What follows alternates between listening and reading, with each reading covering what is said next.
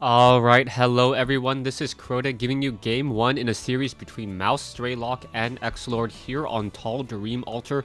Mouse Strelok spawning as the red Terran player, meanwhile, Strelok spawning as the red Terran player, meanwhile Xlord spawning as the blue Zerg, and this is going to be quote-unquote close spawns here on Tall Dream Altar, but the map is so large and there's so much walking time in between the bases that it really doesn't even matter. It does take a significant amount of time to get into your opponent's base, and we'll see how this map does work out and how they will use these distances to their advantage. We're going to see Mouse Strelok now opening up with most likely a supply depot here. Should follow it up with a barracks at some point, and I'm going to try to slow down. Mental note to slow down. I'm not 100% yet, but these games need to be casted, and yeah, I'm just gonna try to slow down, calm myself down a little bit more. Mental note.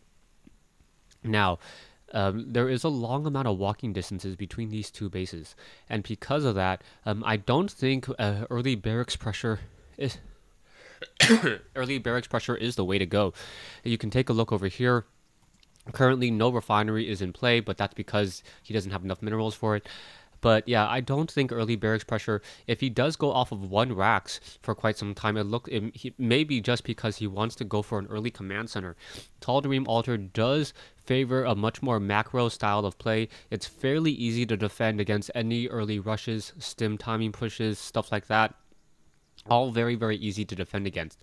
So because of that, both players are most likely going to try to bunker themselves in, settle down, and get a lot of economy going for themselves. Zerg, the best at generating economy with those spawning, or with that spawning pool help, getting queens, and then being able to spawn larvae rather quickly. Meanwhile, back over here, oh, Strelok going for a late gas. Yeah, that is a rather later gas than normal. Not quite sure why. Perhaps he wanted a little bit more mining time. Excuse me. I swear I am much better. If you guys heard me try to cast on Tuesday, you would have felt sorry for me. Anyways, back over here, we are going to see an SCV, and the SCV is going to be going for an early command center. Like I said, that earlier delay in gas does allow him to get a little bit more minerals, and now he still will be able to add on a tech lab if he wants to, and we'll see where this goes. One drone able to slip by though, so there we go. Xlord now able to slip by, able to see that there is a gas refinery is up, but because he did, did he see the command center? Yes, he did see the command center with the Overlord here. And now it's just going to park off a little bit to the side. The Marine is going to try to take down this extractor. Most likely we'll just cancel it a couple of times and then rebuild. And this has a large amount of effect against Terran players who don't go for early gas.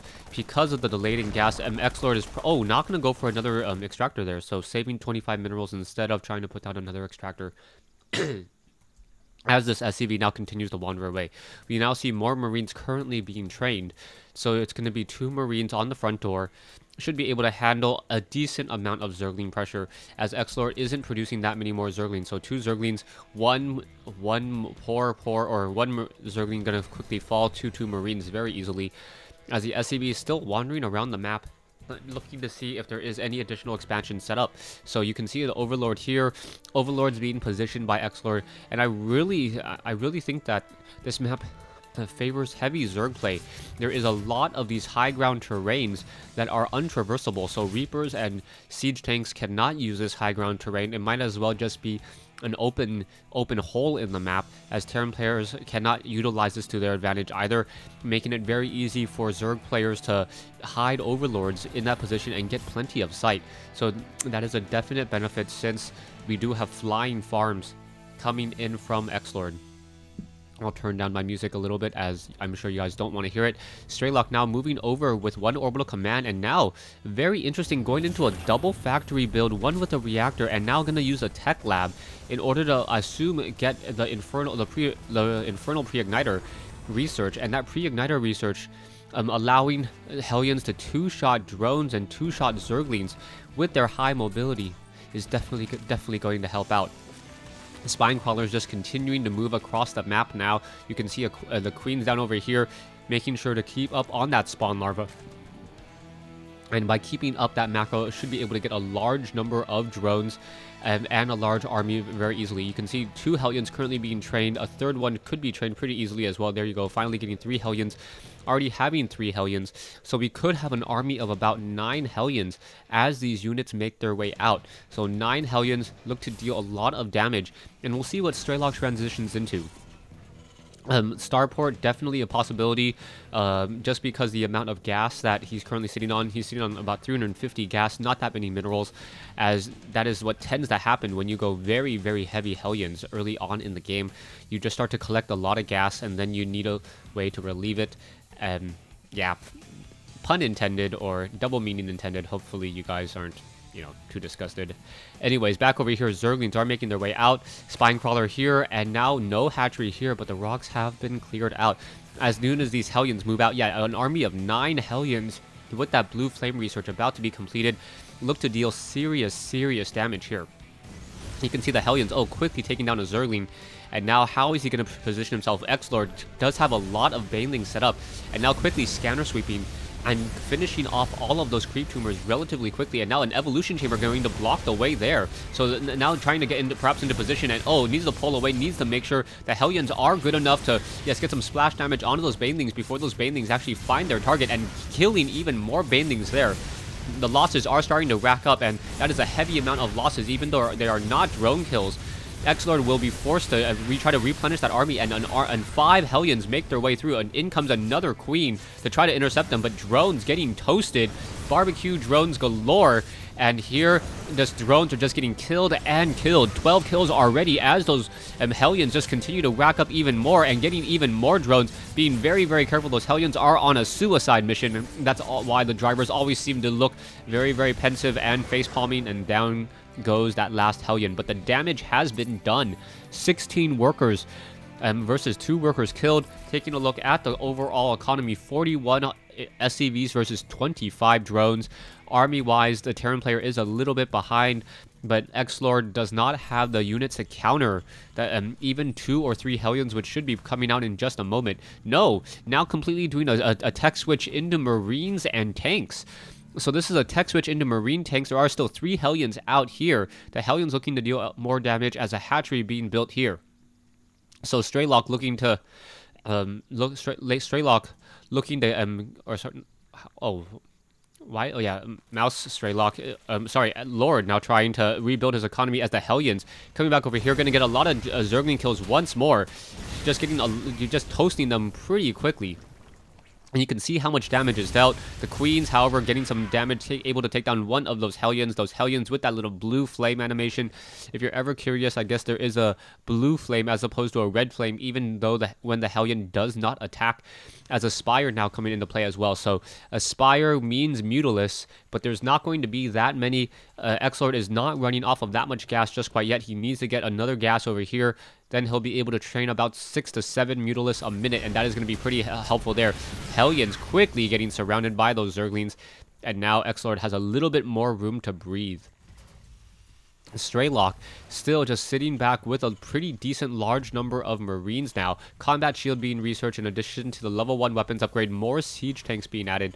And Strelok, as long as he keeps up on his production, should have a very large number of Marines and tanks by the time this moves out. A starport finally being added onto the army. So it will be about another, another 70 seconds or so before we see Medevac join in on this fight. SCVs just trying to make sure that Zerglings are not able to do any run by, as the Marines and the siege tanks are now macroing up, already getting up to 5 siege tanks.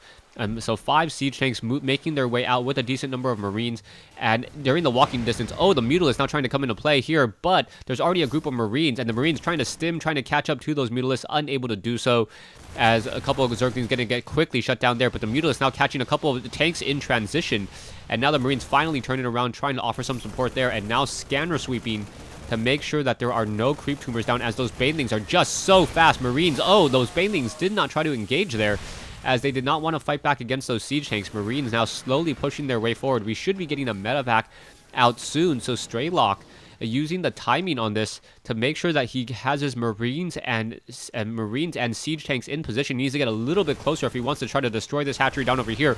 And in comes a unit. There's one siege tank. Siege tank's now sieging down over here as well. Zerglings just getting simply destroyed. Banelings coming in as well. And now one siege tank is all that is left. Siege tank is simply destroying that. But Strelok has already replenished his army with a fresh group of 2 siege tanks and Marines, and now with a medevac to boot, we'll be able to elevate our units onto this high ground and put a lot of pressure in the base of Xlord. Xlord does not have very much at all. As the Zerglings and Banelings just trying to come in, and the Banelings almost able to pick up or take out all those Marines, but a nice hot pickup by that medevac. A very, very fancy driving or flying, I must say, as those siege tanks just able to continue to pick up and drop off units. The Zerglings do not have the armor upgrades. They only have the claw upgrades, so that is why the siege tanks can one-shot them right now. As a second medevac and more Marines now coming in. This is one of the benefits for Terran players on this map. They are able to siege up and get a lot of damage before Zerg is able to reach critical mass. This is that critical timing push that so many players try to go for. And now, once again, Banelings rolling in once more, but there's going to be a lot of Marines coming back in, and the siege tanks, the critical siege tanks, were not destroyed, and they're going to be able to continue. They are going to continue to push up this ramp and perhaps get a lot of damage, a lot of long-distance flying coming in. As the Overlords are spawning creep nearby, hopefully the Spire and the Evolution Chamber will not start to bleed, as they are not going to be on creep. Siege tanks in the front now. The Zerglings trying to get it through, and the Banelings finding some of their targets, but not all of them. And now, once again, the Zerglings are able to come back in. The Marines do have 1/1 upgrade, so that is going to definitely help, but not against a sea of Banelings and a sea of acid.